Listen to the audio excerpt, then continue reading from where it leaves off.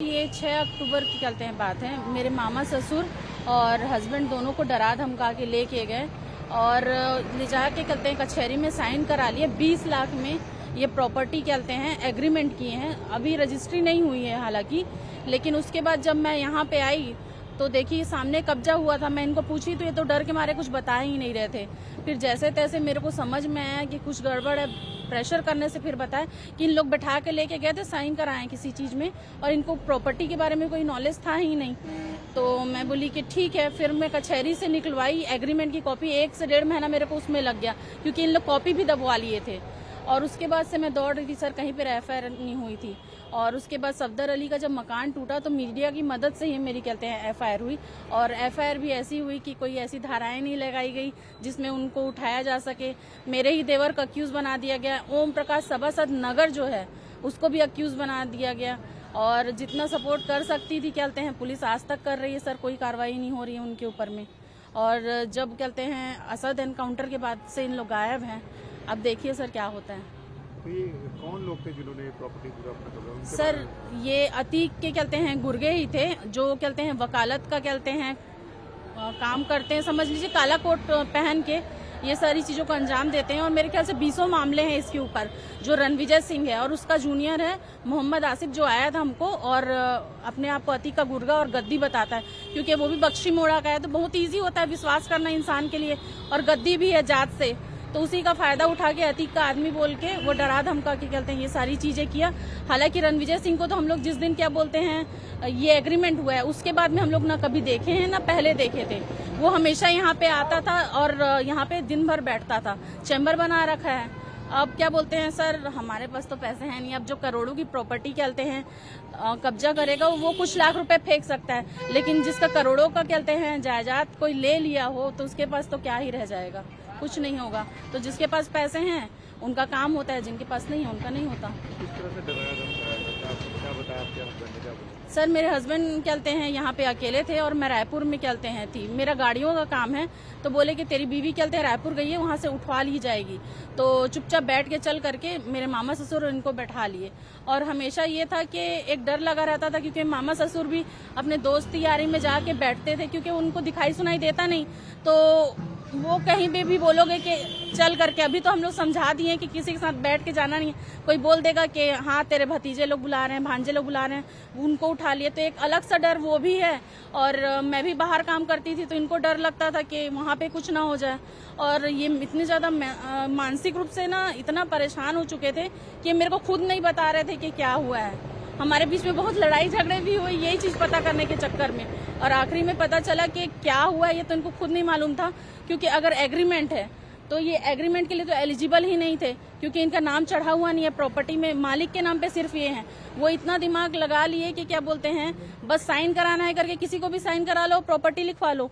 अगर कहते हैं जो आदमी एलिजिबल नहीं है किसी प्रॉपर्टी को बेचने के लिए, उसका अगर साइन आप लेते हो तो वो कहाँ से डॉक्यूमेंट सही है?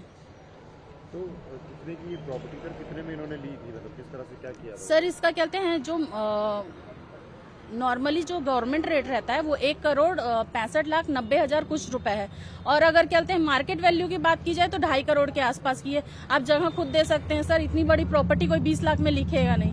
हम लोग यही बोलते रहे पुलिस में जा जाके। तो कितने में इन्होंने ली थी? सर 20 लाख में पूरी प्रॉपर्टी लिखवा ली है। और मेरे ख्याल से ये तो हंसने वाली बात होगी कि अगर कोई बोले कि 20 लाख में ये प्रॉपर्टी खरीदा हूँ। यही चीज हम लोग बोले कि भाई हम इतनी बड़ी प्रॉपर्टी अपनी क्यों लिखेंगे 20 लाख रुपए? कोई रीजन भी तो होना चाहिए। और अगर लिख दी है तो हम दौड़ क्यों रहे हैं?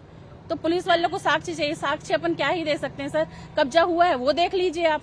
और क्या कहते हैं साथ में जो एग्रीमेंट की कॉपी, तो बोलते हैं इसको साक्ष्य नहीं माना जा सकता। तो और कहाँ से, हम लोग क्या कैमरा लेके घूम रहे थे?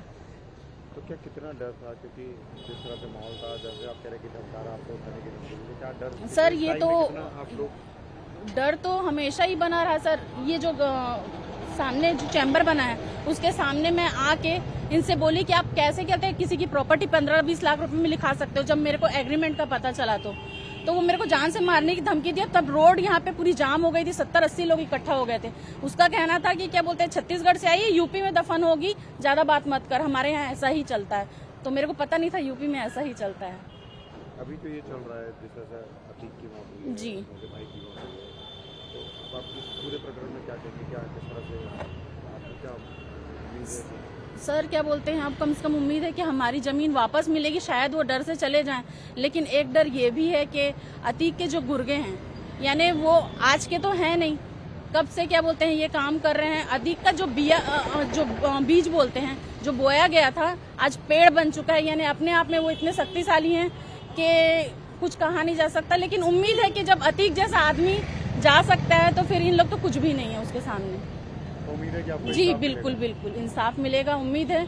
और हमारे जो कमिश्नर और असिस्टेंट कमिश्नर है वो बहुत अच्छे हैं, लेकिन क्या करेंगे, करैली थाना वहां तक बात पहुंचने दे तब तो कुछ कहते हैं नतीजा निकले। और योगी जी से तो उम्मीद है ही, मैं उनसे जाके मिली भी थी और वो मेरे को बोले भी थे कि आप परेशान ना हो, आपका काम होगा, आपकी चीज कोई नहीं ले जा सकता। तो ये योगी सरकार है करके आज उम्मीद था मेरे को, और मैं तब से दौड़ रही हूँ। और शायद दूसरी सरकार होती तो मेरे को ना उम्मीद होती ना मैं हिम्मत होती मेरे अंदर। नाम बता दीजिए अपना। जी मेरा नाम मोनिस है। मुनीश, ये बताइए कि क्या हुआ था जब गुर्गे आए थे, किस तरह? ये लोग डरा धमका के ले गए थे हमको और बोला कि चलो नहीं तो फिर तुम्हारी बीवी को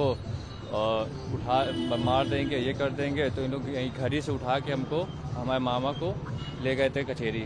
तो वहीं पे ये लोग सब मिल के हमसे साइन करवाया इन्होंने ज़बरदस्ती। कितने पैसे दिए थे, क्या दिया था, क्या?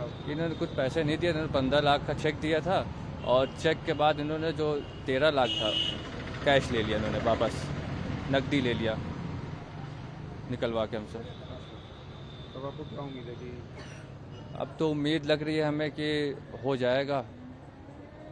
इस FIR दर्ज हो गई है, तो उसमें FIR में क्या है, इनके खिलाफ करवाई गई है क्या? जी जी इनके खिलाफ FIR हुई है, लेकिन अब वही है कि करैली थाना कोई एक्शन ले नहीं रहा है इनके खिलाफ। नहीं नहीं।